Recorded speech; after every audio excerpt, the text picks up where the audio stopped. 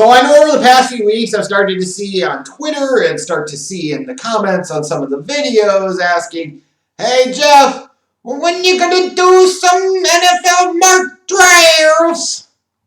They took her terms. So you've been wondering, like, when you're gonna start getting NFL mock drafts, and admittedly, I hadn't even gotten through NBA stuff yet, so that's really effectively what I was waiting for. So now that the NBA draft is done, all those mock drafts are done, here I am. It's time to officially kick off my draft season. I'm giving you my version 1 2021 NFL mock draft. Isn't that exciting? Woo! Okay. Yeah, hot dog. So this is a one-round mock, picks 1 through 32, called out in the description box down below. You are certainly welcome to chime in with your thoughts as to what I've slotted out and what I say in this video in the comments section. I would love to see it.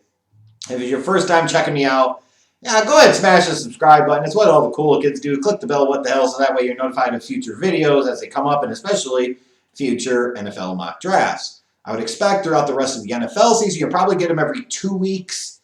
And then as we start to really get into the off-season draft cycle, goes from every 2 weeks to every week, and then some weeks will have more than one round. But this one, it's initial pass, just one round. And I will tell you, I confess, I have watched very, very little college football this year.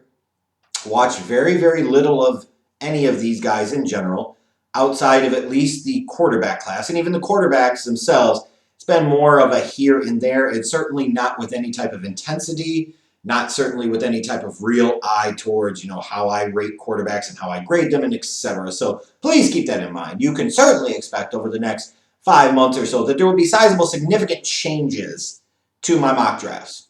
Guaranteed. You will see also names that will shoot up and down draft boards. That is natural. That is going to happen.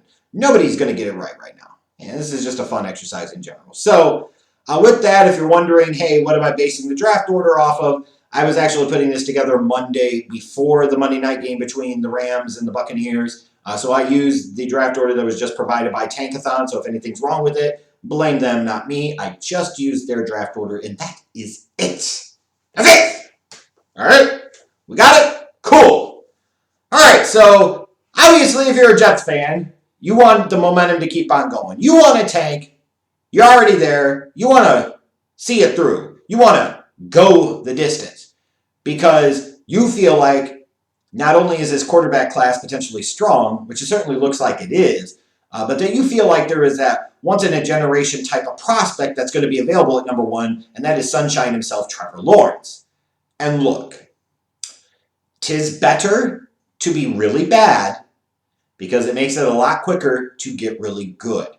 If you're going to suck, go all the way.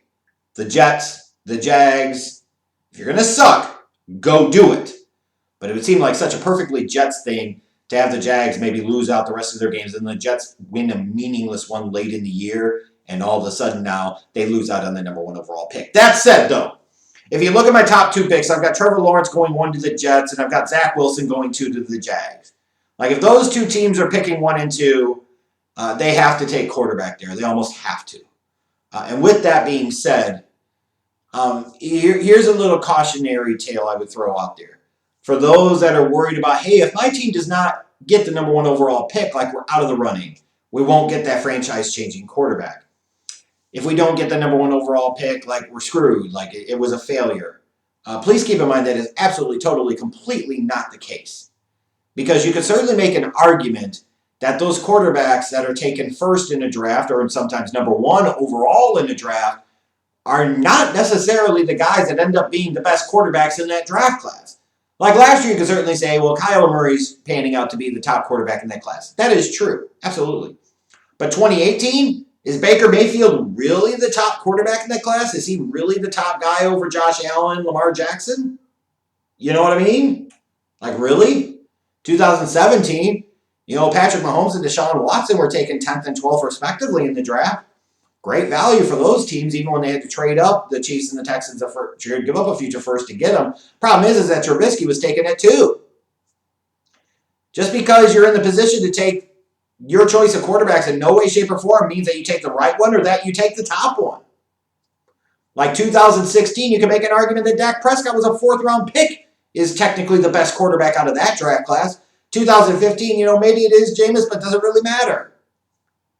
Jameis is fun, but true franchise guy, he's not. 2014, for Christ's sakes, Blake Bortles was the first quarterback taken. He was taken 3rd overall. In no way, shape, or form does that mean that the Jags won because they got a quarterback 3rd overall. 2013, the first quarterback I remember being taken was E.J. Manuel, went 16th to the Bills. That was a really bad draft class period, a really bad quarterback class period. 2012, you can sit there and talk about Andrew Luck to your blue in the face, but he's gone from the league. Ryan Tannehill's still at least a solid starter in the league, and the top quarterback in that class beyond question is Russell Wilson. But it was Andrew Luck that was supposed to be the once-in-a-generation guy. And I say that to say, like, the tanking I get, and I'm with. Like, do not be the Chicago Bears. Do not be in a situation where you do not have a long-term answer at the quarterback position, because when you don't have that, you have nothing. And let me repeat and emphasize again, they have nothing. And that is the epitome of mediocrity. The epitome of mediocre. 500 record, picking as if the season ended today, picking 16th overall. That is Chicago Bears football right there. Close enough to where they think they are contenders, but they're nowhere close. And win just enough games to throw them out of the position to get a real franchise-changing player. That's the Bears all freaking day. So if you're the Jags and you're Jaguar fans and you're sitting there saying, oh my God, we might not get Trevor Lawrence. And this quarterback class looks like it could be pretty good. And there's certainly some overwhelming odds that Trevor Lawrence doesn't end up being the top quarterback in this draft class. And I'm not here to say and go on record right now and say that Trevor Lawrence is not the top quarterback in this class, or he's not the guy that I would take number 1 overall. I'm not ready to make any declarations or calls like that. I'm just pointing out, based off of trends in history, calm your tits a little bit if you don't get that number 1 overall pick. Because as time goes along, like, it might be one of those things that he goes number 1, but he might not be number 1. And you look at this year's draft class so far, like, aside from your injury with Joe Burrow, like, if you were taking a quarterback right now, you'd be nuts if you didn't take Herbert. Like, you'd be borderline idiotic if you didn't take Herbert over both Tua and Burrow. So keep that in mind.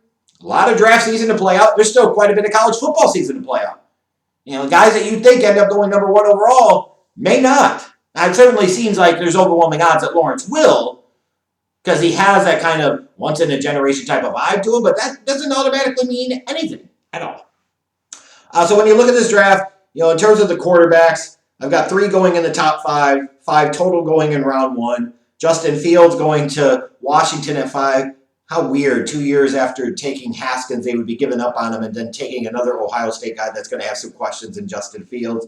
But if they're picking in the top 5, and with what they've done this year, like, Haskins is a non-factor now. He's done. He didn't even have a chance. So they got to move on. If they're in a position to take a guy, they absolutely have to. I don't know if Trey Lance is the best fit systematically for what Kyle Shanahan likes to do with that 49ers offense, but, the 49ers have got to realize that Jimmy G is Jimmy Garbage Pail. He is trash. And when he's not playing poorly, he's getting hurt. Like, they have the ability to get out of that contract after this year. They need to do so, and they need to find a young guy.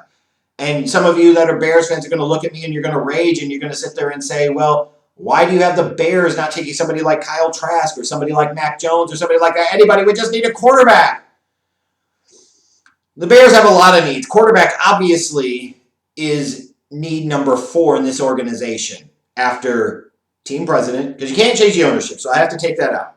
Number 1 need for this organization is a qualified team president. Number 2 is a qualified general manager. Number 3 is a competent, qualified head coach. Those are the top 3 needs. Number 4, but number 1 in terms of player needs, is absolutely quarterback.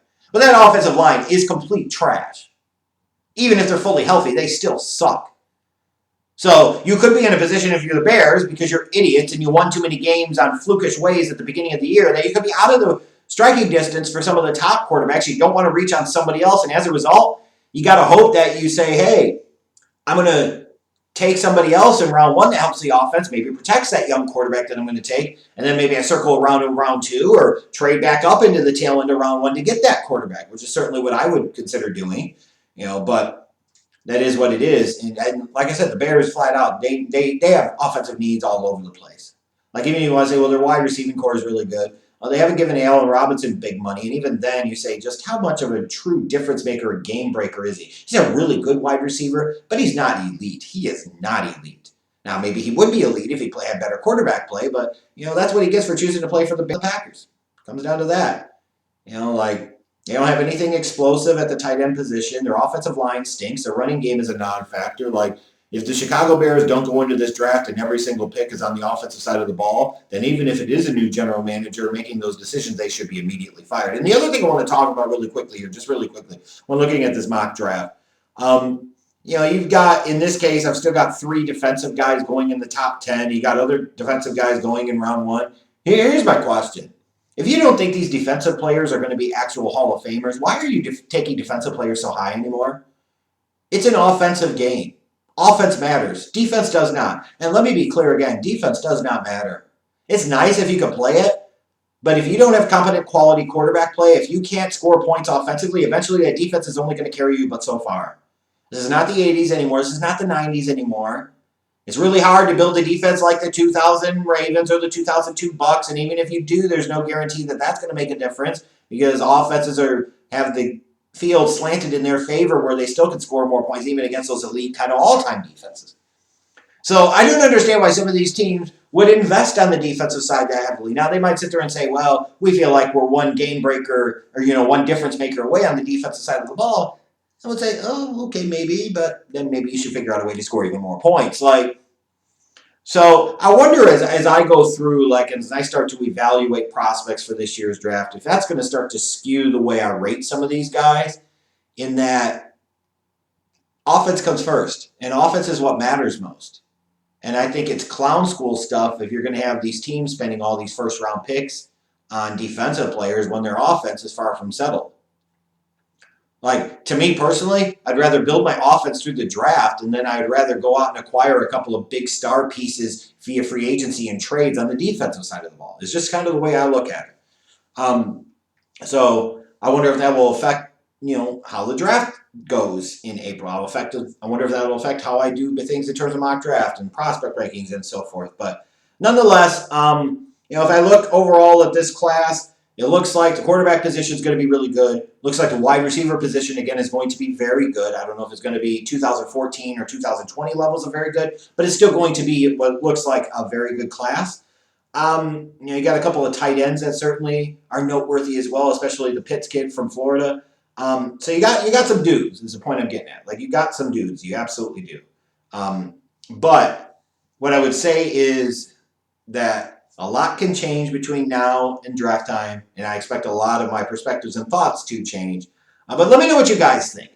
Do you think some of these teams taking defensive players in the top half of the first round are kind of dumb? Do you sit there and say, yeah, even if those guys become really good, they're only going to have but so much impact? And especially if you have questions on the offensive side of the ball, shouldn't you always now, and especially in today's NFL, default to the offensive side of the ball? I'm curious to see what you guys think. Tell me what you think of my mock draft. Let me know how much you hate it in the comment section below. I'll see you later.